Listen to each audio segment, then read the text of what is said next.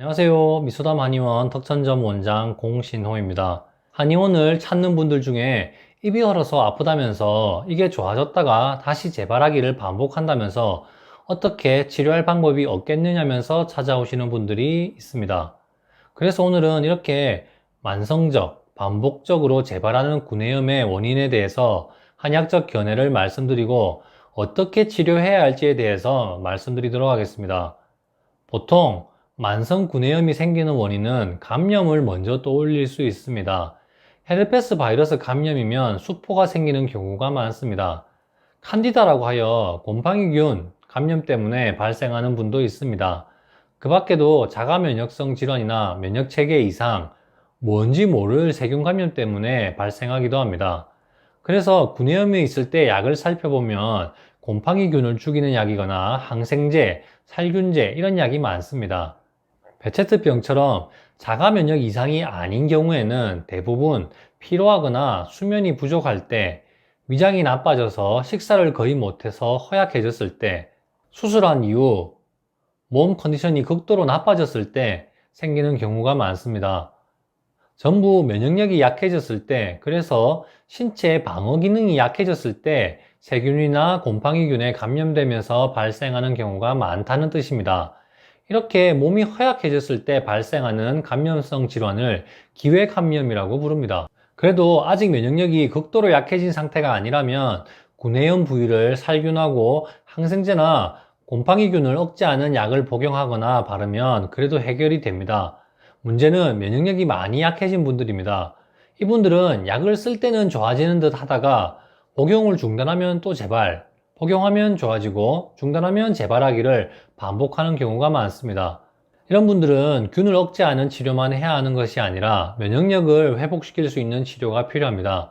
그래서 이런 분들이 한의원을 많이 찾고 있습니다. 면역력을 회복시키면 된다고 하니 홍삼이나 다른 건강기능식품, 프로폴리스 등을 찾는 분들도 있습니다. 이 정도로 약해진 분들은 몸이 많이 허약해진 상태인 경우가 많아서 쉽게 회복이 안 되는 경우가 많은 듯 합니다. 그래서 이런 분들은 세심하게 진찰해서 몸이 어떤 상태인지를 확인하는 것이 중요합니다. 면역력이 약해졌다고 무조건 보약만 필요한 상태라는 것은 아니기 때문입니다. 과체중이면서 땀이 많은 체형의 분들, 술을 많이 먹거나 기름진 음식을 많이 먹는 분들, 설탕이나 과일을 많이 먹는 분들은 한약에서는 습담이 많다고 표현합니다.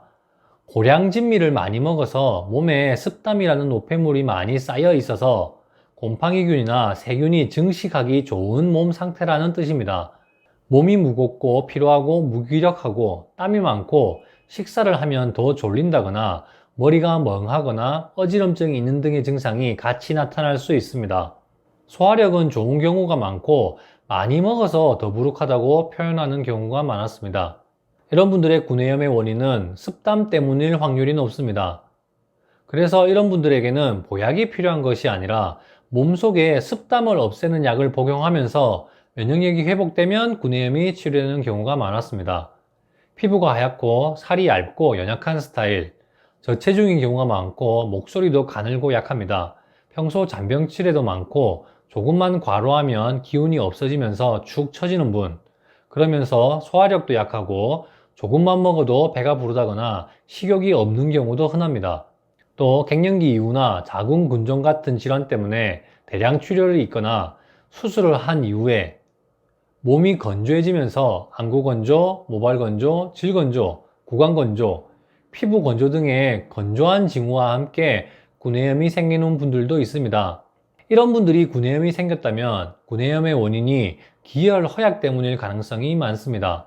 그래서 이런 분들의 구내염 치료는 보약을 처방해서 해결하는 편입니다.